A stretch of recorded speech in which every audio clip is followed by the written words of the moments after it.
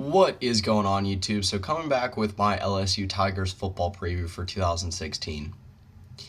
LSU, a team that went 9-3 last year, ended up kind of falling apart after losing to Alabama a little bit beyond halfway through the season last year. Seemed like the offense kind of fell apart more and more as the season went along. Finished strong, though, with victories against Texas Tech and Texas A&M.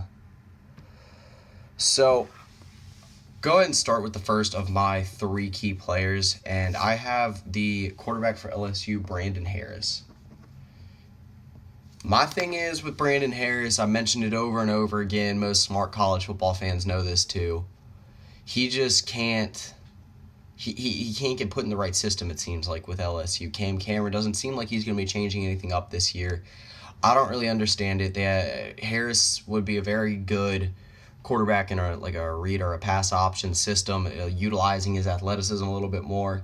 But instead, they just keep on running the same offense that gets Leonard Fournette plugged up in the backfield, that ends up making Traven Durrell and Malachi Dupree just have to catch 50-50 jump balls a lot of the time on the outside.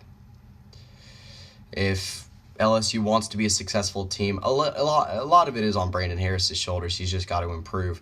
But it's something where if he doesn't improve, I don't know how much better LSU is going to be this year than last. So my second key player is obviously one of the biggest names in college football, Leonard Fournette. Now, I've been saying this a lot, but I don't feel like Leonard Fournette is too much of a key player at this point because you just feel like he's not going to fail. Leonard Fournette put together one of the better seasons that I've ever seen in my lifetime in college football last year. Again, kind of slowed down toward the end of the year because people just figured out all you had to do was stack the box against Fournette, just put 8 guys against him, and he was just going to get outmanned. But before that, it seemed like he was unstoppable. It seems like 200 yards, 3 touchdowns was just a normal game for him. So, get on to my third key player, moving over to the LSU defense, and I've got Jamal Adams, the safety for LSU. This is a guy that will be leading one of the most talented defenses in college football. I can't really tell. I don't really know who the most talented player along this defense is. In some people's opinion, he's not even the best player in the secondary. That might belong to Tre'Davious White or Ricky Jefferson. I think Jamal Adams is better than Ricky Jefferson, though. I mean, you look up and down the defense. This defense has so much talent between Lewis Neal, Devon Gacho, Arden Key, Kendall Beckwith. I mentioned it earlier, Jamal Adams, the guy we're talking about, Ricky Jefferson and Tre'Davious White. There's so much talent. So much NFL talent on this team. This should be a top 10 defense this year, and I think it all starts through Jamal Adams. I think he will be the tone setter in that secondary. And if LSU wants to be just not successful, but like a top 5 team like they have the ability to be this year, then the defense is going to have to step up huge. And like I said, I think it all runs through Jamal Adams. So moving to the first of my 2 X factors, and that is the passing game for LSU. I talked about it earlier. Something's got to change in my mind if they want to be able to be successful this year in the passing game. Malachi Dupree and Traven Durrell are 2 of the best wide receivers in college football. Colin Jeter is no slouch either at tight end. They've got weapons. It just all needs to be put together.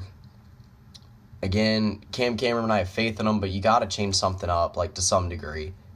It feels like if something isn't changed, then it's, like I said, I feel like it's going to go the same way as last year, and no LSU fan really wants that to happen when they do have the talent to be a top 5 team. They have the talent to be the best team in the SEC this year. There's no doubt about that. So my second X factor is Les Miles. This might seem kind of weird because this is more of a separate topic to talk about the hot seat he's on, but also he just like... It seems like he was very up and down as a coach last year. I don't know if he makes it through this year. Obviously, him and Kevin Sumlin are probably on the 2 hottest seats of any team in the SEC right now, especially the SEC West. Finished off the year pretty well against Texas A&M and Texas Tech, at least good enough to save his job. But like I said, after the Alabama game, before that, they were number 2 in the country, looking like a college football playoff contender, maybe the best team in the SEC West. After that, they lose to Alabama by 14, get just beat pretty badly by Arkansas by 15 or 16, more than you would expect them to lose. Wait, was that 16 or 17? Yeah, 17 points. So, no, you never expect that. And then you got them losing to Ole Miss pretty handily too.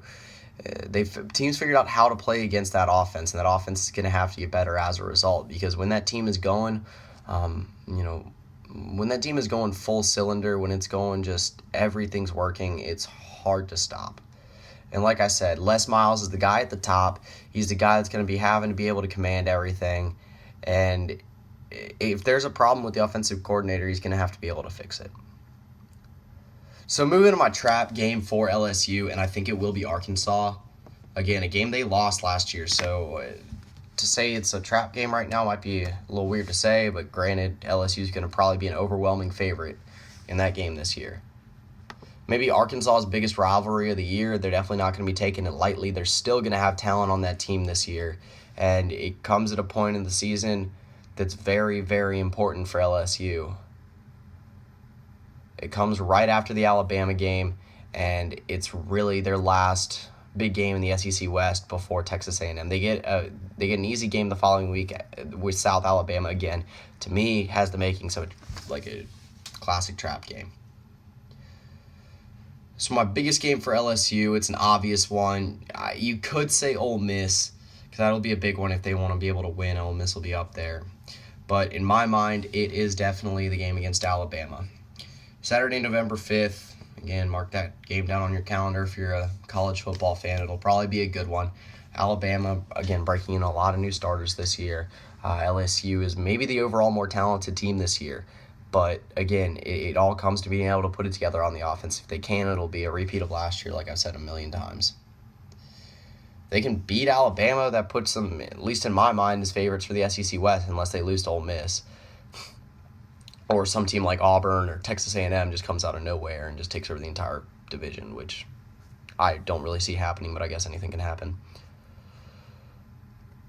Just going up and down their schedule, it seems like it's a very inconsistent schedule. It's got easy games at times, but it's one that they can't take any game lightly, really, maybe besides Jacksonville State and South Alabama.